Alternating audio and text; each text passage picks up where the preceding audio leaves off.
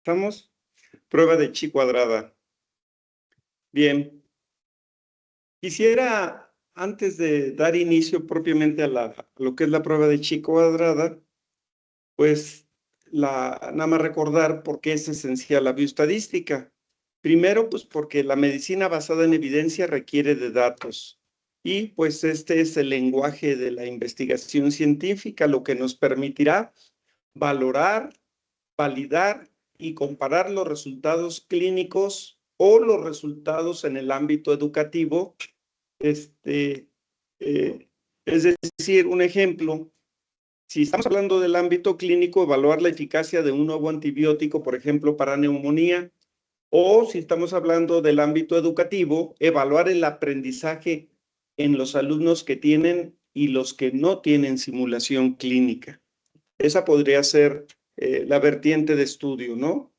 Y recordando lo que vimos en la sesión pasada relacionado a variables, que tenemos variables cualitativas, como podría ser nominales, el sexo, u ordinales, los estadios, y cuantitativas, donde tenemos las discretas, el número de hijos, o continuas, como la cantidad de glucosa, o la edad en años, meses, días, etcétera, ¿no?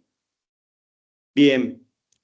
Y que para analizarlos podemos contar con medidas de tendencia central que también ya revisamos, media, mediana y moda, y que no vamos a revisar en este momento, o medidas de dispersión, donde tenemos el rango, que es diferencia entre los extremos, o la desviación estándar para evaluar la dispersión de los valores, y la varianza que también revisamos en una sesión anterior. Las pruebas estadísticas comunes que utilizaremos podrán ser paramétricas, donde tenemos TDStudent y ANOVA, o no paramétricas, donde contamos con la Udemann-Whitney o la chi cuadrada, por ejemplo. Y la elección se hará según el tipo de variable y la distribución que encontremos en nuestros pacientes. Y aquí me encontré este esquema que es de la maestra en ciencias Marta Sánchez Rodríguez, en la que divide en no paramétricas, cuando tenemos variables cualitativas, ya sea nominal o ordinal. Si es nominal de dos grupos, puede ser de muestras independientes, donde tenemos la prueba exacta de Fisher, o de dependientes, McNemar, y si de tres o más grupos, aquí tenemos Mansell-Hansel o Cochrane. Y a ordinal tenemos Udemann-Whitney en muestras independientes y Wilcoxon en dependientes.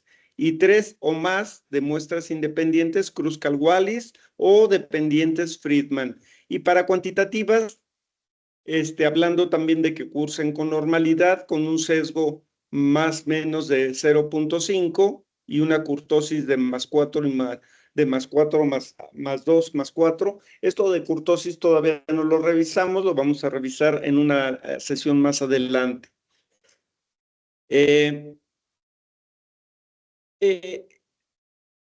Bien, entonces, comenzando con chi cuadrada. Bueno, pues como ustedes saben, la chi cuadrada es usada frecuentemente para decirnos si hay o no hay diferencia en la proporción de una variable categórica y que ésta se desvíe por encima de lo previsible respecto al caso de una distribución entre los grupos. Y esto se enunciaría como la hipótesis nula. Se basa en la bondad de ajuste porque evalúa si los datos observados encajan o no en un modelo esperado de la hipótesis nula. También lo usamos para evaluar las tendencias. Y la fórmula es una suma de la diferencia para cada casilla entre lo que observamos y lo que esperaríamos observar si es que la hipótesis nula fuera correcta. Nada más para recordar, en estadística la hipótesis nula se define como la afirmación que establece que no hay diferencia entre la relación o el efecto entre las variables de estudio. ¿Sí? ¿Queda claro? Bueno. Aquí, por ejemplo, ponemos que en una muestra de 300 mujeres y 200 hombres nos preguntaríamos, ¿hay diferencia significativa en la probabilidad de ser pobre entre hombres y mujeres? ¿Qué piensan a priori? A priori podríamos pensar que sí, ¿no?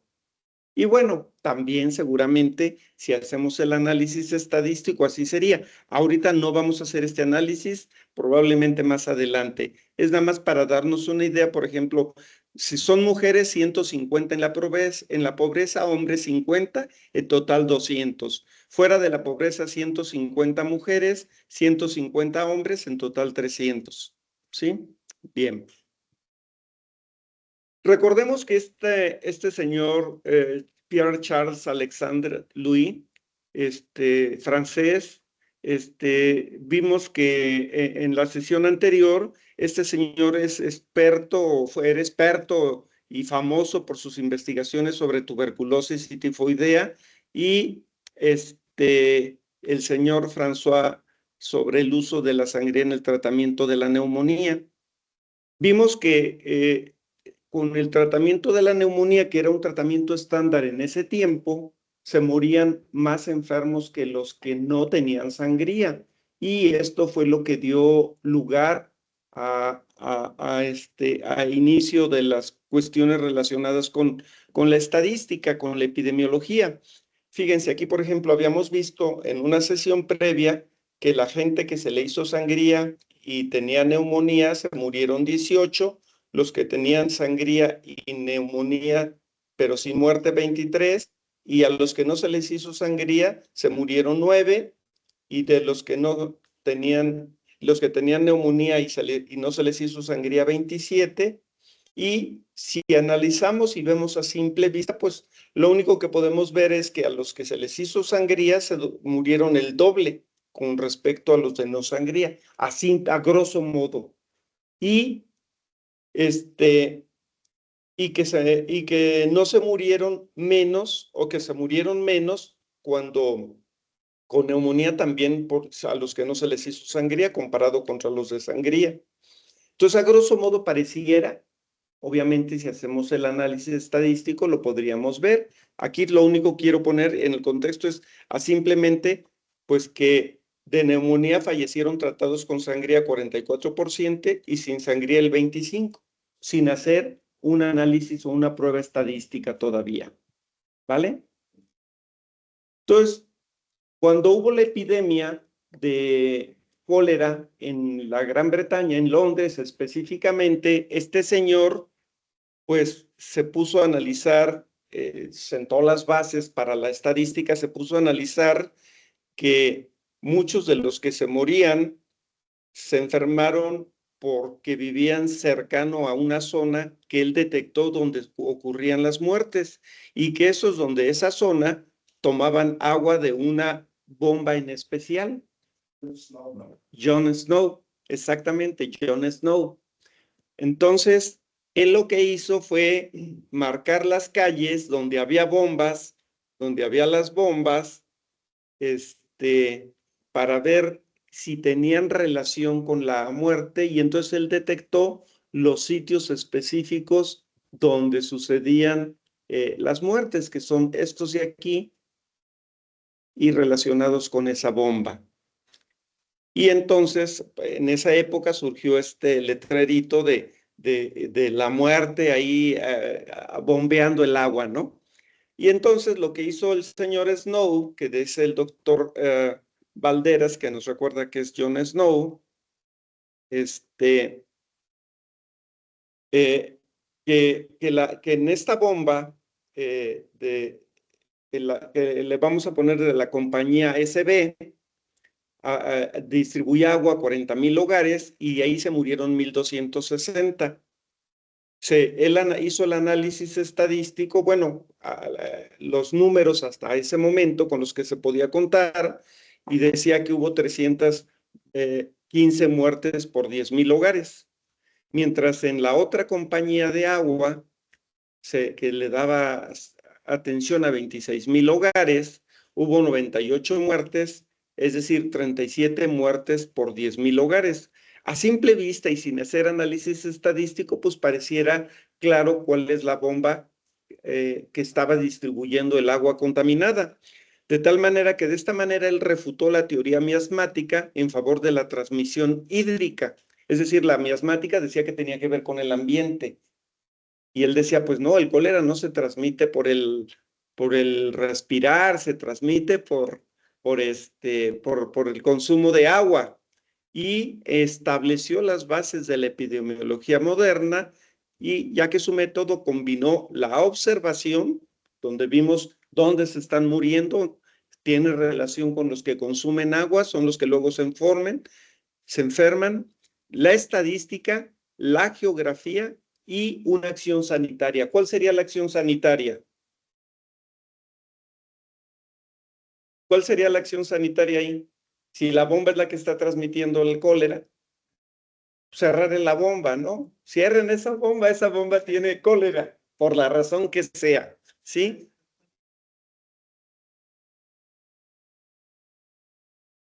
Lo que sucede, de acuerdo a lo que comenta el doctor Valderas, la agua de la bomba estaba contaminada por una letrina que filtraba excrementos en ese pozo, y por tanto, de ahí venía el cólera, ¿de acuerdo? Y años después, Roberto Koch aisló la bacteria Vibrio cólera, que confirmó experimentalmente lo que Snow había inferido clínicamente. Bien. Entonces, ¿cuál es la fórmula de chi cuadrada? Pues es esta que vemos aquí, chi cuadrada. Estos son grados de libertad. Es la sumatoria, acuérdense que sumatoria lo ponemos como sigma, de los eventos observados menos los eventos esperados al cuadrado entre los esperados, ¿sí? Entonces, sumatoria de eventos observados menos eventos esperados al cuadrado entre los esperados. Si eso lo transmitimos a los números, ahorita lo vamos a analizar, pero bueno, la chi cuadrada la pueden encontrar como x cuadrada, como chi cuadrada o como ji cuadrada, ¿sí? Entonces, esta nos va a determinar si dos variables cualitativas tienen o no asociación. Entonces, nos va a medir la discrepancia entre una distribución observada y una distribución teórica, indicando en qué medida la diferencia entre ambas se debe o no al azar. Bien. Entonces, la vamos a usar para evaluar si dos variables categóricas están asociadas entre sí. Entonces, fíjense, la chi cuadrada no la podemos usar en cualquier variable. Tiene que ser en variables categóricas, ¿sí? Para determinar si el ajuste de datos empíricos provenientes de una muestra a una cierta distribución teórica, y saber si es o no real la hipótesis nula. ¿Cuáles son las condiciones para que podamos aplicar la chi cuadrada? Primero, cuando se trata de una variable cualitativa nominal. 2, el único requisito que se debe cumplir es que ninguno de los valores esperados sea menor a 5. 3, que el número total de observaciones debe exceder de 20 observaciones. 4, que la frecuencia esperada en una categoría o en cualquier celda debe ser mayor de 5. Cuando una de las celdas tiene menos de 5, se usa la corrección de Yates. O si tiene menos de 5 esperados, se usa la prueba exacta de Fisher. Bien. ¿Cuál es el principio? Pues es el cálculo de las diferencias, la diferencia entre esperados y observados al cuadrado entre los valores observados y esperados de una o más variables. Ahorita lo analizamos. Los valores esperados los vamos a calcular de acuerdo a la distribución planteada como hipótesis nula. Si la suma de la diferencia es grande, la distribución propuesta de los valores esperados predice los valores que hemos observado y por tanto rechaza la hipótesis nula. Nuevamente recordamos la fórmula: sumatoria de valores observados menos valores esperados al cuadrado entre esperados. La manera en la que vamos a presentar los datos para hacer ese análisis que estamos comentando es una tabla de filas por columnas, ¿sí? Filas por columnas. También conocida como tabla de contingencia o cross classification. Las filas siempre las vamos a tener horizontales y las columnas siempre las vamos a tener verticales. Y puede ser en forma de 2 por 2, pero en ocasiones podemos hacer chi cuadrada en 2 por 3 o por 4, etcétera. Ya lo vamos a ver más adelante. Entonces, El estudio estadístico se va a calcular tomando las frecuencias observadas y trabajando las frecuencias esperadas. Es decir, las observadas, pues vamos a tener los datos que nos da el caso. Y las esperadas las vamos a calcular. La hipótesis alterna será que existe asociación entre las variables y la nula será que no hay asociación entre las variables. Entonces, las frecuencias esperadas se van a calcular con la siguiente fórmula. Total de filas por total de columnas entre gran total. ¿Queda claro? Bueno, vamos a ponerlo en datos para que se nos deje clarificado. Entonces, sería para A más B por A más C entre el total. Para B sería A más B por B más D entre total. Para C sería A más C por C más D entre total. Y para D sería B más D por C más D entre total. Entonces, de esta manera, en la celda A vamos a poner las esperadas con esta fórmula. En la B con esta fórmula, en la C con esta fórmula y en la D con esta fórmula. ¿Sí?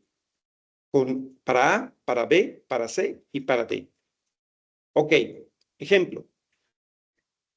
Un estudio para saber si los michoacanos con diabetes reciben peor tratamiento en la atención primaria que los canadienses.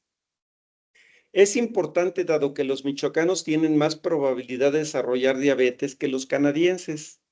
Se estudiaron un número de variables, incluyendo si los pacientes habían recibido la prueba de hemoglobina glucosilada, que lo catalogaríamos como un indicador exitoso de control de la diabetes. Y, por tanto, la prueba es el indicador de calidad de salud en diabetes, calculando que 64%, es decir, 128 de 198 de los michoacanos recibieron la prueba comparada contra 74%, es decir, 430 de 576 de los canadienses. Por tanto, nosotros sabemos que una menor proporción de michoacanos fueron chequeados. Pero la pregunta sería, ¿existe una asociación entre etnicidad y los que se hicieron la prueba de hemoglobina glucosilada? Nuestra hipótesis nula es que no existe asociación entre etnicidad y hemoglobina. ¿Qué opinan? ¿De acuerdo a los datos que vieron? Bueno, primero esta es la fórmula. Si quieren, tómenle una foto a la fórmula. Y los datos son estos. ¿Con esto pueden hacer la tabla de contingencia?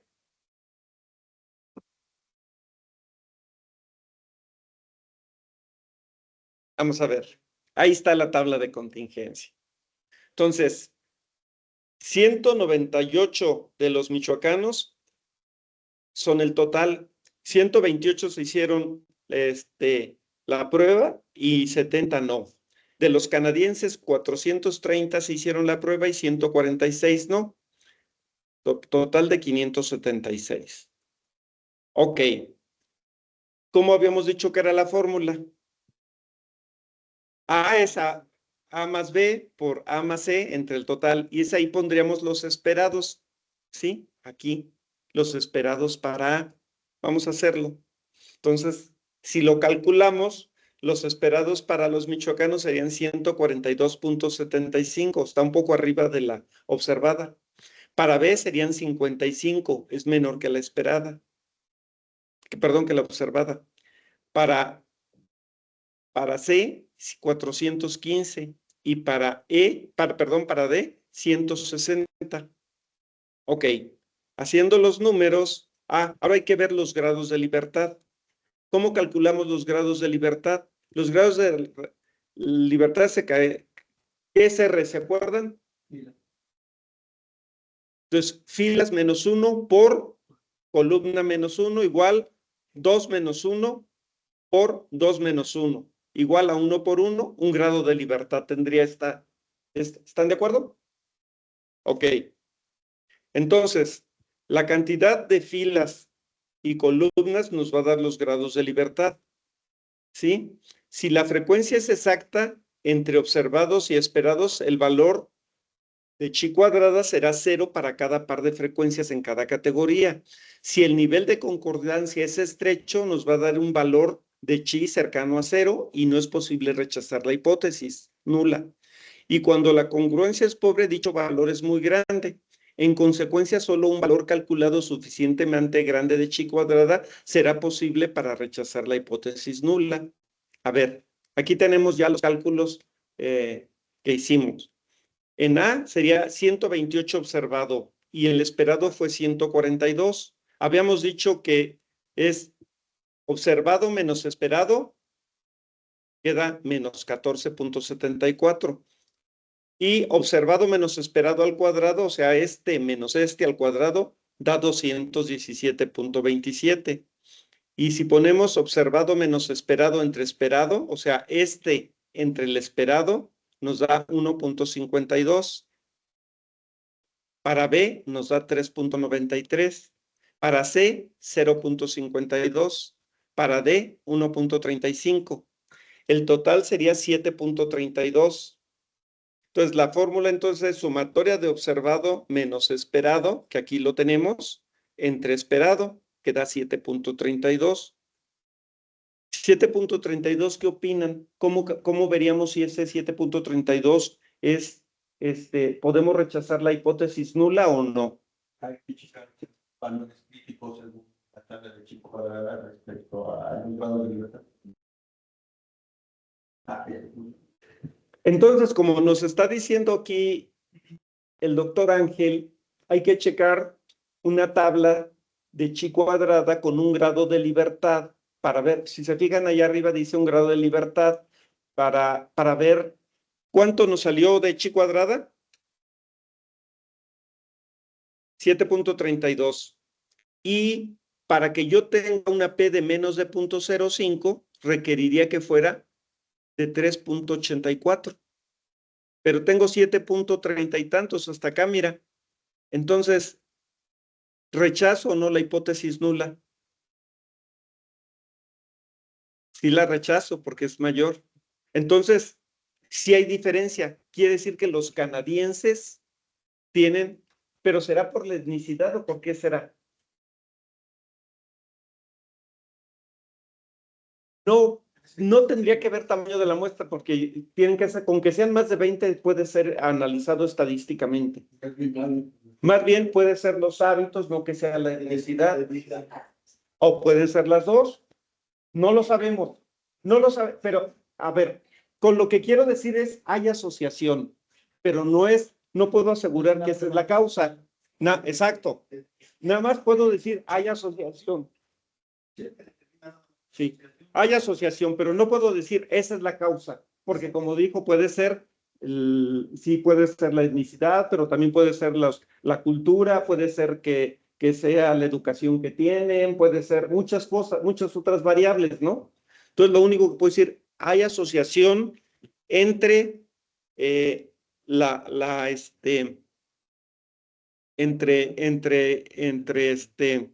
entre ser de Canadá y tener mejor control, o por lo menos las pruebas de hemoglobina glucosilada, que ser de Michoacán y no tenerlo.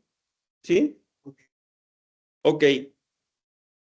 Entonces, la chi cuadrada en este caso es menor a 0.01, pero mayor que 0.01, por lo que se concluye menos de 0.01. Entonces, ¿qué quiero decir con esto? Que simplemente podrían ustedes poner si esto lo fueran a publicar, poner menor a 0.05 es suficiente, no es necesario poner menor a 0.01, simplemente para que se considere estadísticamente significativo, y esto lo vamos a analizar cuando veamos valor de P, es con que sea mayor de 0.05 el resultado, o menor, perdón, menor a 0.05. ¿Qué quiere decir que digamos que es menor de 0.05?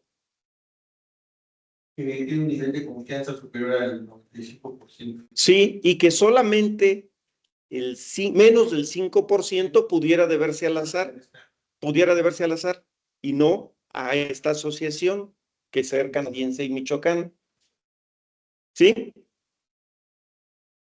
Por lo que existe fuerte evidencia que rechaza la hipótesis nula, con lo que concluimos que existe asociación entre ser mexicano y recibir la prueba de hemoglobina glucosilada. Es decir, les va menos, la hacen menos los michoacanos que los canadienses. Ahora, si hay más de dos categorías, ya sea una exposición o resultados, entonces el número de columnas o de filas se incrementa y la tabla es llamada tabla de 2 por n. ¿Qué quiere decir 2 por n? 2 por 3, 2 por 4, 2 por 5, 2 por n. Por eso dice n, pueden ser varias. Lo único que tendríamos que hacer, la fórmula sería igual y en esa de 2 por n, pues calcularíamos los marginales y tabla de esperados y que ninguna celda tenga menos de 20% y menos de 5. Y se calculan todas las celdas. Ahí está, por ejemplo, para michoacanos, canadienses, y le pusiéramos chilangos. ¿Sí? Digo, chilangos o coajimalpeños, o ¿cómo le decimos a los de Coajimalpa? ¿Cuál es el gentilicio de Coajimalpa? Pues yo digo coajimalpense. Bueno, chilangos. Michoacanes, canadienses y chilangos. Y entonces tendríamos que hacer el mismo cálculo de esperados para uno y otro, y entonces sacar el resultado y decir si hay diferencia entre ser michoacano, canadiense o chilango para que se le haga la prueba o no de hemoglobina glucosilada. ¿Sí? Y aquí está haciéndose la prueba. Mira, ahí se calculan los esperados para cada uno.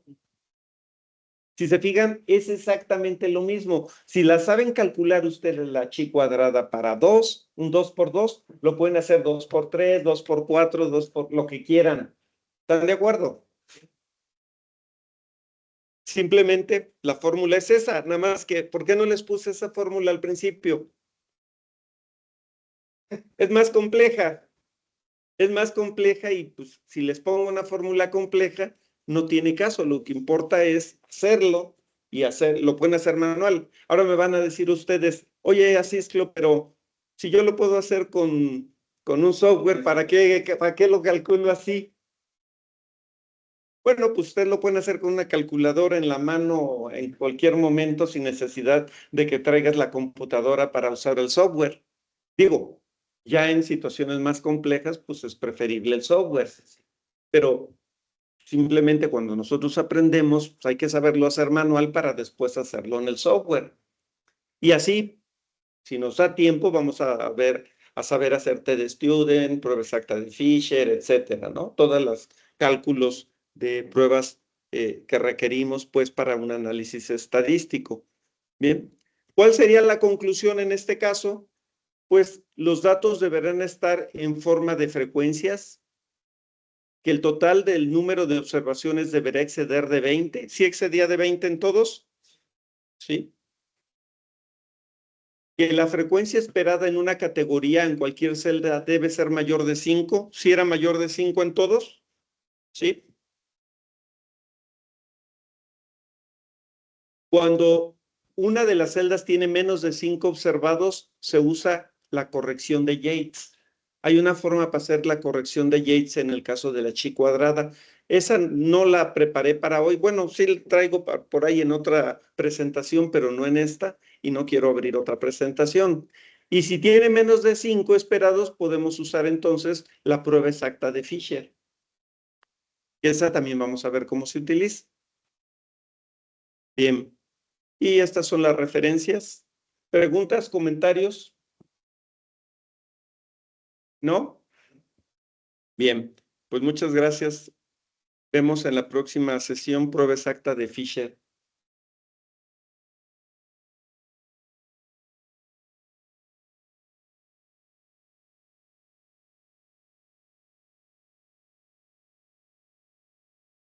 Gracias, doctor. Saludos.